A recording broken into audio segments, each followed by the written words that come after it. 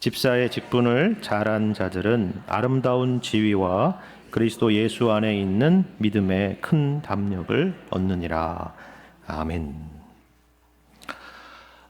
디모데전서 말씀을 우리가 읽었는데요. 이 디모데전서 말씀은 우리가 흔히 신약 성경을 분류할 때에 목회 서신으로 분류되는 성경입니다. 아들처럼 여기는 이 디모데에게 사도 바울이 목회 전반에 대해서 교훈하는 그런 말씀이죠. 근데 이 서신은 이름처럼 그냥 다만 디모데라고 하는 한 개인에게 보내는 개인적인 차원의 서신은 아닙니다. 만일 그렇다면 이처럼 성경에 수록되지는 않았겠죠. 이처럼 성경 66권 안에 이렇게 정경 안에 포함됐다라고 하는 것은, 그리고 대대로 읽혀지겠다라고 하는 것은, 이것이 단순히 사적인 성격을 넘어서 교회적인 성격을 가지고 있는 공적인 서신이라는 것을 반증하는 것입니다. 오늘 본문이 그걸 잘 보여주고 있습니다. 특별히 3장 말씀을 다 읽지는 않았지만 이 3장 전체를 보시면요, 특별히 감독과 집사라는 직분에 대한 그런 말씀을 하고 있습니다. 어떤 사람을 이런 직분자로 세워야 되는가 하는 것에 대해서 잘 설명하고 있는 그런 말씀입니다. 그래서 이 기준들은 오늘날 현대 교회에서 임직자를 세우는 데 있어서도 그대로 적용되는 그런 말씀이죠. 다시 말해서 이처럼 교회 안에서 직분이라는 것이 설명된다는 것은 이제 교회가 앞으로의 일을 내다보고 있다, 미래를 생각하고 있다, 그런 의미입니다. 사실 시대적으로 보자면 예수님의 공생애의 모든 순간들과 그리고 예수님의 죽으심과 부활과 승천을 곁에서 직접 보고 또 주님의 말씀을 직접 들었던 그런 사도들의 시대가 이제 저물어 가고, 이제 그 다음 세대가 세워져 가고 있는 그런 시대적인 상황 가운데 있다는 걸 우리가 염두에 둘 필요가 있습니다. 이처럼 1세대가 사라지고 나면, 사도들이 사라지고 나면은 이제 교회는 어떻게 될까요? 앞으로 교회의 미래는 어떻게 되겠습니까? 그러한 고민을 담고 있는 것이 바로 이 목회 서신이다라는 거죠. 여기에 대해서 크게 두 가지 눈에 띄는 강조가 보이는데요.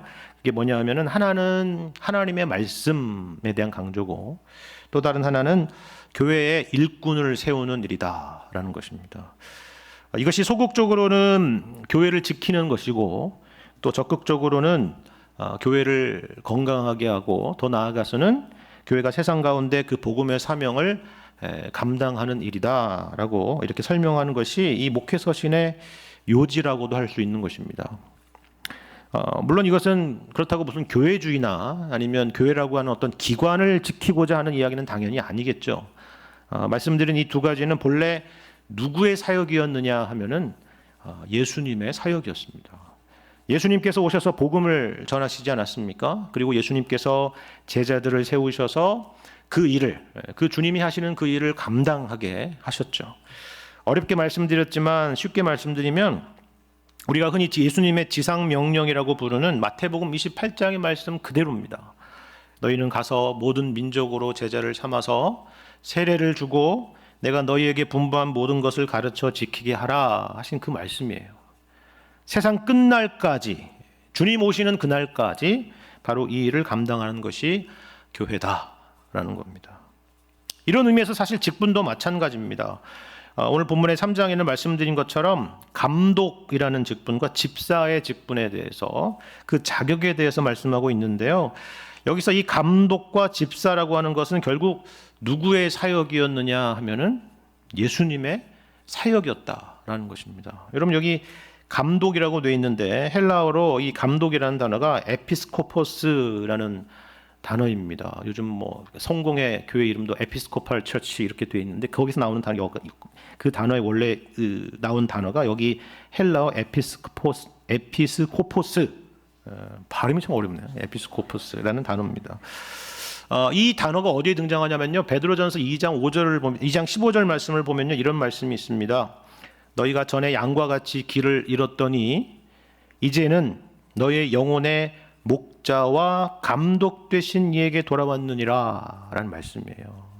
여기서 예수님이 누구로 설명되고 있냐면 목자와 감독이라고 되어 있는데, 이 감독이 똑같은 에피스코포스라고 설명되는 것입니다. 집사라고 하는 단어도 마찬가지입니다. 여러분이 집사라고 하는 건 영어로 디컨이라고 하는데요. 이 단어는 헬라어로 디아코노스라는 단어에서 나온 겁니다. 근데 이 단어가 참 흥미로운 단어예요. 두 가지의 의미가 합쳐진 단어인데 디아코노스에서 디아라고 하는 것은 영어로 through라는 그런 뜻을 담고 있는데 뭐뭐를 통하여 혹은 뭐뭐 가운데로라고 하는 의미를 가지고 있는 그런 접두어입니다. 그리고 코노스라고 하는 것은요 먼지란 뜻이에요. 먼지. 그러니까 합치면 무슨 말이에요? 먼지 속에서 나왔다는 거 아니에요. 먼지 속에서. 먼지 가운데서 일한다 그런 얘기입니다. 우리도 흔히 뭐 먼지를 뒤집어 썼다 이런 말을 많이 하잖아요. 그런 겁니다. 그러니까 본래 노예나 하인을 뜻하는 단어가 이 집사라고 하는 단어였다는 겁니다. 그게 집사라는 것입니다. 근데 이 단어가 어디에 쓰이느냐면요. 예수님께서 우리를 섬기시는 섬김에 쓰이는 단어 가운데 있어요. 우리가 잘 아는 마가복음 10장 45절 말씀을 보면 이렇게 말씀하지 않습니까? 인자가 온 것은 섬김을 받으려 함이 아니라 도리어 섬기려 하고 자기 목숨을 많은 사람의 대속물로 주려 함이니라 라는 말씀입니다. 여러분 여기 섬김이라고 하는 단어가 그 집사라고 하는 단어와 어원이 같은 디아코네오라는 단어예요. 그러니까 예수님께서 종으로 오셨다는 거죠. 하인으로 오셨다는 것입니다. 먼지를 뒤집어 쓰는 하인으로 예수님께서 오셨다 그 얘기입니다. 누구를 섬기기 위해서요? 우리를 섬기기 위해서. 우리를 구원하시기 위해서. 예수님 자신을 먼지 정도가 아니라 대속물로 주셨다라는 말씀입니다. 그러니까 여기서도 마찬가지로 예수님이 집사의 원형이다 그 얘기입니다. 감독이며 집사며 교회의 모든 직분들이라고 하는 것이 바로 이처럼 인간이 만든 어떤 인간의 고안품이 아니라 교회에서 이런 일들을 해야 되는데 뭐 우리 세상에서 직장에서 있는 직분이 있는 것처럼 그런 무슨 직위가 있는 것처럼 그렇게 만든 것이 아니라 예수님에게서 그 뿌리를 우리가 찾을 수가 있고 그 원형을 찾을 수가 있는 것이 바로 직분이다 그 얘기죠. 다시 말해서 예수님의 예수님 되심을 보이는 것이 교회이고 특별히 그것을 잘 드러내주는 사람들이 교회의 직분자들이다 그 얘기입니다. 그러니까 여기 3장 전체에 등장하는 감독의 자격이나 집사의 자격이라고 하는 것이 다만 무슨 어떤 윤리적이고 도덕적인 기준들을 제시하는 것이 아니라는 거죠. 완벽한 기준들도 아닙니다. 우리가 어떻게 완벽할 수가 있겠어요? 가장 중요한 기준은 예수님을 잘 믿는 사람들입니다. 제자로서 예수님을 잘 따르는 사람입니다. 항상 주님을 의지하는 사람들이죠. 그래서 야, 저 사람은 참 대단하구나 라고 하는 것이 아니라 그 사람을 통해서 예수님이 누구신지 그리고 예수님이 어떤 분이시길래 저 사람이 저런 사람이 되었나 라고 하는 그런 궁금증을 유발시키는 그런 존재, 그런 사람들을 말하는 것입니다.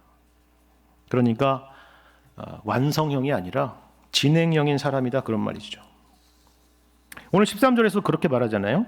뭐라고 되어 있습니까?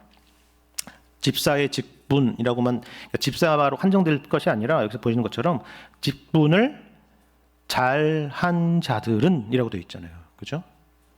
그럼 잘한다는 게 무슨 말이에요? 잘한다. 그걸 잘하고 있다. 우리가 처음에 임직할 때 보통 그만한 자질이 된다라고 생각해서 이렇게 선출이 되지 않습니까? 근데 거기서 머무르면 안 된다는 거죠.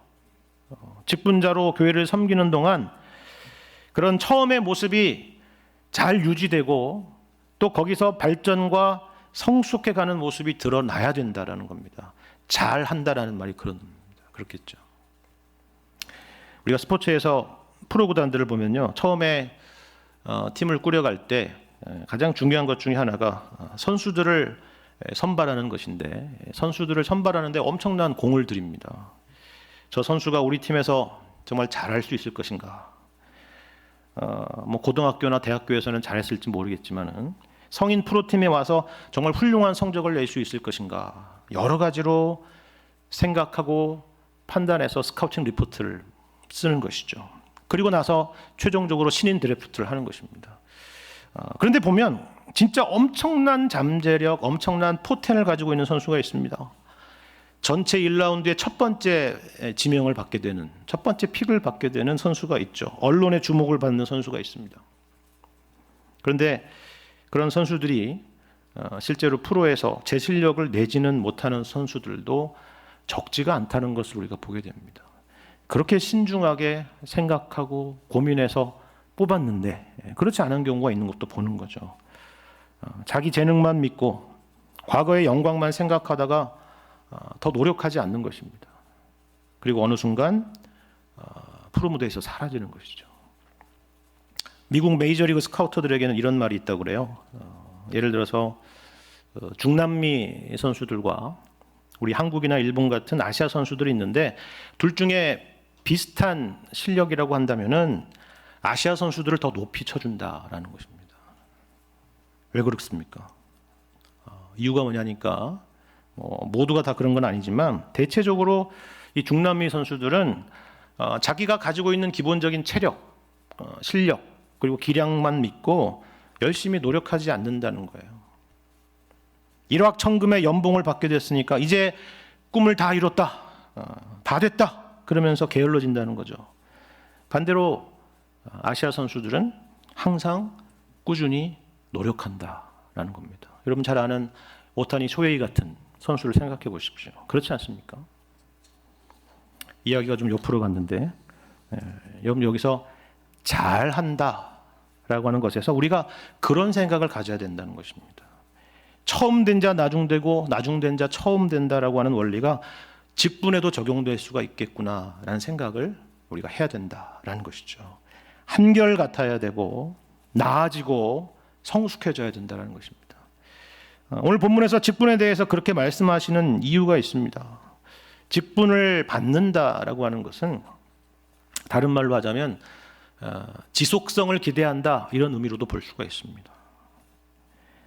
여러 다양한 봉사자로서 교회를 섬기는 일도 분명히 정말 귀중하고 소중하고 정말 의미 있는 일인데요. 오늘 이렇게 은퇴하시는 안수 집사나 권사나 장로로 섬기는 일은 더더욱 귀한 일입니다. 왠지 아십니까? 무슨 계급적으로 더 높아서가 아니에요. 오히려 그 반대입니다. 이런 직분들은 그 직분에 항상 매여 있기 때문입니다. 교회의 다른 여러 봉사들은요, 만약에 좀 다른 문제가 생기거나 집안에 어떤 일이 있거나 몸이 건강이 좋지 않거나 힘들면 내년엔 좀 한 해 좀 쉬고 가자 그렇게 할 수가 있어요. 근데 이 직분들은 그렇지 않잖아요. 싫어도 해야 되고 마음이 상해도 항상 그 자리에 있어야 되는 것입니다. 얼마나 힘든 자리입니까? 근데 이 일을 감당할 때, 이 일을 잘 감당할 때, 잘하게 될 때에 하나님이 영광을 받으십니다. 왜 그런지 아십니까? 제가 앞서서 말씀드렸잖아요. 교회에서 직분이라고 하는 것은 특별히 예수님의 어떠하심을 나타내는 자리이기 때문에 그렇습니다. 여러분 예수님을 생각해 보십시오. 하나님의 아들이신 예수님께서 이 땅에 오셨을 때 무슨 꽃길을 가셨습니까? 아니잖아요.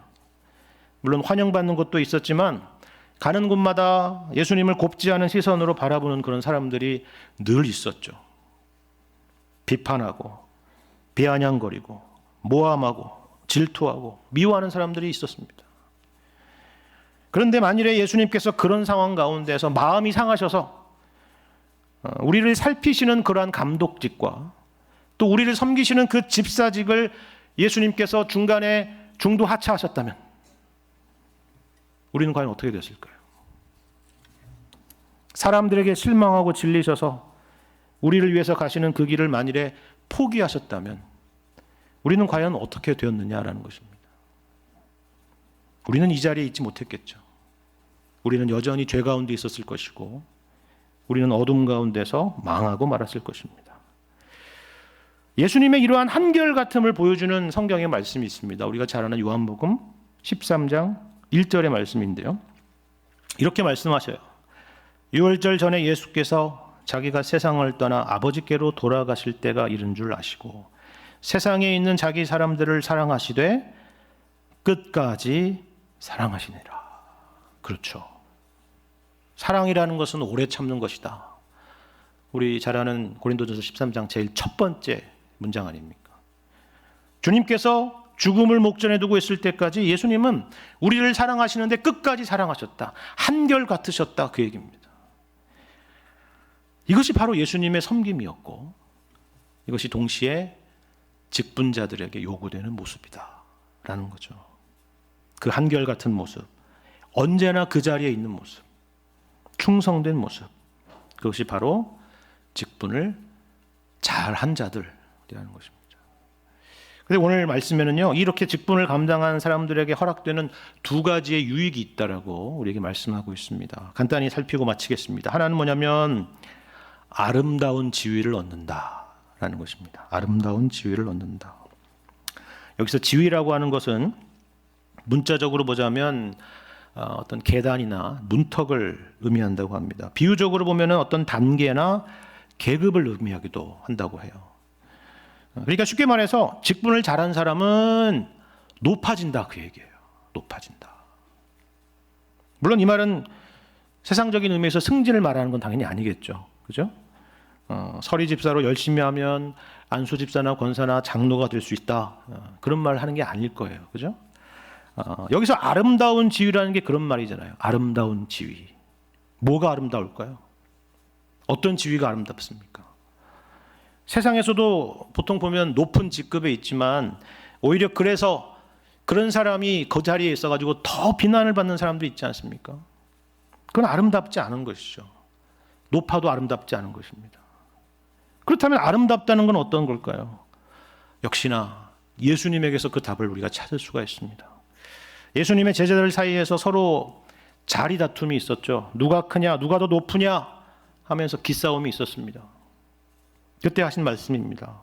마태복음 20장 25절 이하의 말씀을 제가 읽겠습니다.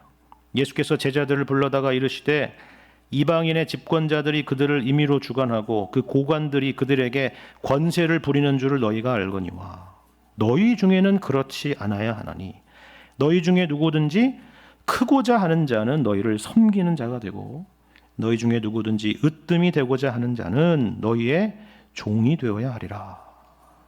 여러분, 이게 아름다운 지위 아니에요? 누구나 인정하는 아름다운 지위. 우리가 왜 예수님에게 항복하고 예수님에게 순종하게 되었습니까? 예수님께서 우리를 권위로 누르셨기 때문인가요? 나한테 순종 안 하면 널 죽일 거야, 그래서 그랬나요? 아니잖아요. 오히려 우리를 섬기셨기 때문이죠. 그 높으신 분이 그 낮은 자리에 오셔서 우리를 섬기셨기 때문입니다. 만일에 우리가 예수님처럼 그렇게 섬긴다면 성도들은 그것을 기억할 것입니다. 박수를 칠 것이고요. 감사하게 되겠죠. 그리고 당신의 섬김을 통해서 내가 참 많이 배웠노라고 말할 것입니다. 존경할 것입니다. 이것이 바로 아름다운 지위입니다. 그런데 설령 그런 칭찬과 박수가 없어도 괜찮습니다. 주님께서 그것을 기억하실 것이기 때문이죠. 주님께서는 충성하는 자에게 예비하신 생명의 면류관이 있다고 우리에게 말씀하셨기 때문입니다. 또 한 가지 유익은요, 오늘 본문 13절의 하반절에서 보는 것처럼 그리스도 예수 안에 있는 믿음의 큰 담력을 얻는 것입니다. 이건 무슨 말일까요? 직분자로서 충성되이 섬기는 것과 믿음의 큰 담력을 얻는 것과는 도대체 무슨 관계일까요? 저는 이 말씀이 참 너무나도 중요한 말씀이라고 생각합니다. 사실 직분을 잘 섬기는 것만큼 우리의 신앙을 잘 보여주는 것도 없다, 이런 생각을 합니다. 물론 오해하지 마십시오. 교회 일을 열심히 해야 구원받는다, 그런 말이 절대 아닙니다. 교회의 직분과 여러분 우리가 세상의 여러 일들과 무슨 차이가 있습니까? 쉽게 말해서 세상의 일 그리고 세상의 직업은요, 열심히 하면 소위 눈에 보이는 보상, 물질적인 보상들이 있습니다. 눈에 보이는 결과가 있죠. 노력한 만큼, 잘한 만큼 승진도 하고 성과급도 받고 그리고 연봉도 오릅니다. 하지만 직분자로서 교회 일은 어떻습니까? 누가 알아주나요? 열심히 하면 무슨 시급이라도 줍니까? 알바비라도 줘요? 아니잖아요. 그런데 그럼에도 불구하고 묵묵히 하나님께서 나에게 맡겨주신 직분의 일을 잘 한다는 것, 잘 섬긴다는 게 뭐겠어요? 바로 그것이 그 사람의 하나님을 향한 믿음을 보여주는 것입니다. 그거 말고는 없어요. 그리고 이것만큼 그의 신앙이 진실된 것이라고 확인될 수 있는 내용도 없습니다. 신앙이 없다면 절대로 할 수 없는 일이고 잘할 수도 없는 일입니다. 야, 저분의 신앙은 진짜구나. 그걸 알게 되는 거죠. 모르는 사람들은 그럴 거 아니에요. 신앙이 없는 사람들은. 그깟 직분이 뭐라고. 그렇게 한다고 거기서 뭐가 나온다고 그렇게 열심히 하는가. 낮이고 밤이고 주일이고 평일이고 그러잖아요. 근데 직분으로서 섬김이라고 하는 것은 하나님 앞에서 하는 것입니다. 그래서 기도하고 그래서 하나님을 더 의지하게 되는 거죠. 주님, 이 일이 잘 안 됩니다. 이 일 때문에 힘듭니다. 더 하나님을 찾잖아요. 더 하나님을 의지하잖아요. 일이 목적이 되는 것이 아니라 그 일 때문에 신앙이 더 깊어지게 되는 거죠. 하나님과 더 가까워지게 되는 것입니다. 그리스도 안에 있는 믿음의 큰 담력을 얻게 되는 것입니다. 오늘 은퇴하시는 이 자리에 계신 모든 은퇴 재직분들, 그렇게 교회를 섬기셨을 줄 압니다. 얼마나 수고가 크셨습니까? 물론 때로는 업앤다운이 있었겠죠. 우리 모두가 다 연약한 죄인이기 때문입니다. 하지만 우리를 묶어 두셨던 그 직분, 주님 주신 직분이 아니었다면 오늘의 이 시간도 없었을 것입니다. 하나님께서 여러분의 헌신과 또 충성된 마음을 기쁘게 받으셨을 줄 믿습니다. 그런데 동시에 우리의 직분이 이 세상의 일과 다르듯이 여러분의 은퇴도 또 세상의 은퇴와 다르다는 것도 기억하셨으면 좋겠습니다. 물론 공식적인 자리는 내려놓지만 어떻게 보면 이제야 진짜 신앙이 무엇인지를 후배들에게 보여줄 수 있는 그런 시간이 되었기 때문입니다. 그렇게 앞으로도 교회를 위해서 기도하시고 교회를 섬기심으로 성도들에게 존경받는 아름다운 지위, 그리고 그리스도 예수 안에 있는 믿음의 큰 담력을 얻게 되시는 우리 모든 은퇴자분들, 그리고 직분자들, 그리고 우리 모두가 되시기를 주님의 이름으로 간절히 축원합니다.